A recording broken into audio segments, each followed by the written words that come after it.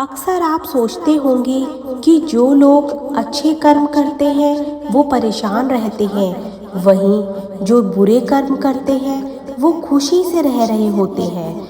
अच्छे कर्म करने वाले परेशान होते हैं कि आखिर उन्हें इतनी परीक्षा क्यों देनी पड़ रही है, जबकि जो अधर्म की राह में है वो खुश हैं और जिंदगी का लुत्फ ले रहे हैं। अगर आपके मन में भी ये सवाल आता है तो आज की कहानी आपके लिए ही है। एक नगर में दो पुरुष रहा करते थे। एक पुरुष व्यापारी था जिसके जीवन में धर्म की बहुत महत्ता थी। वो पूजा पाठ में यकीन रखता था। वो हर रोज मंदिर जाता था और दान धर्म भी किया करता था। हर रोज भगवान की पूजा करता था।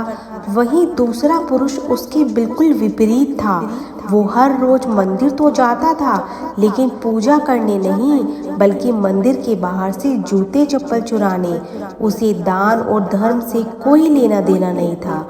समय बीतता गया और एक दिन बहुत तेज बारिश हो रही थी। इस वजह से मंदिर में पुजारी के अलावा कोई नहीं था। ये बात जब दूसरे पुरुष को पता चली तो उसने सोचा कि ये सही मौका है मंदिर का धन चुराने का। पंडित से नजर बचाकर उसने मंदिर का सारा धन चुरा लिया। उसी समय धर्म कर्म में विश्वास रखने वाला व्यक्ति भी मंदिर पहुंचा।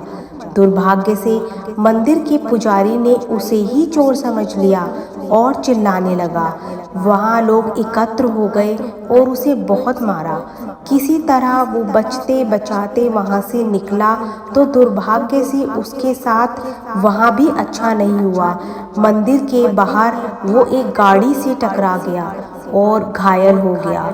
फिर वो व्यापारी लंगड़ाते हुए घर जाने लगा तो रास्ते में उसकी मुलाकात उस पुरुष से हुई जिसने मंदिर से धन चुराया था।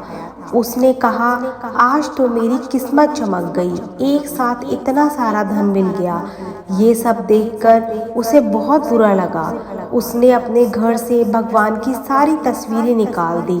कुछ सालों बाद दोनों ही पुरुषों की मृत्यु हो गई।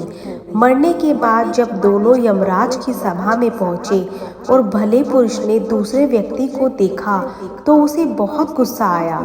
उसने क्रोधित होकर यमराज से पूछ ही लिया, मैं तो हमेशा अच्छे कर्म करता था, दान में विश्वास रखता था, उसके बदले जीवन भर मुझे अपमान और दर्द ही मिला, और इस व्यक्ति को नोटों से भरी पोटली, आखिर ऐसा भेदभाव क्यों? इस पर यमराज ने कहा, पुत्र, तुम गलत समझ रहे हो। जिस दिन तुम्हारी गाड़ी से टक्कर हुई थी वो दिन तुम्हारे जीवन का आखिरी दिन था, परंतु तुम्हारे अच्छे कर्मों की वजह से तुम्हारी मौत सिर्फ एक छोटी सी चोट में बदल गई। तुम इस दुष्ट व्यक्ति के बारे में जानना चाहते हो? दरअसल इसके भाग्य में राजयोग था, मगर इसकी कुकर्मों और अधर्म की वजह से वो सिर्फ एक छोटी सी धन की पोटली में बदल गया। इस कहानी से आपके सवालों का जवाब आपको मिल ही गया होगा।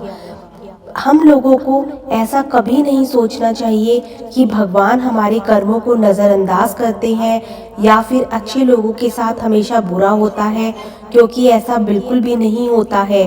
भगवान हमें कब क्या किस रूप में दे रहे हैं, मनुष्य यह समझ नहीं पाता है।